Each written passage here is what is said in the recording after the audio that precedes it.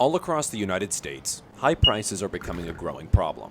University of Kentucky students have begun to notice the trend as well, such as management and marketing student Amelia Hampton, I definitely think it makes me think more about what I'm buying, who can feel the pressure of the rising prices. cutting out things that aren't a necessity.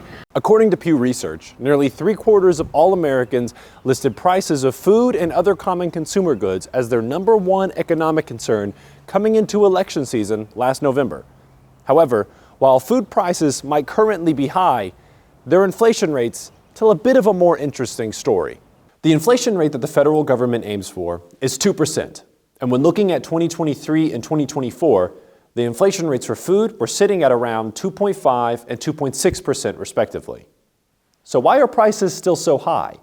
Well, when looking back at 2021 and 2022, food inflation rates had skyrocketed to 10.1 and 7%, the highest rate seen since 1979. Prices of necessary goods, such as food, tend to not decrease after a large spike in inflation. So as inflation continues to stagnate, while food prices will not increase, they are not likely to decrease either. And when looking to the future, inflation is not likely to stand still for very long. I think the expectation now is that we're not going to see kind of that continual easing of the inflationary pressures, that inflation might actually increase over the next year. The director for the UK Center of Business and Economic Research, Mike Clark, emphasizes the uncertainty that we're looking at as the Trump administration's tariff plans seem to change by the week. A lot of what is being discussed is if these tariffs are put in place and are permanent.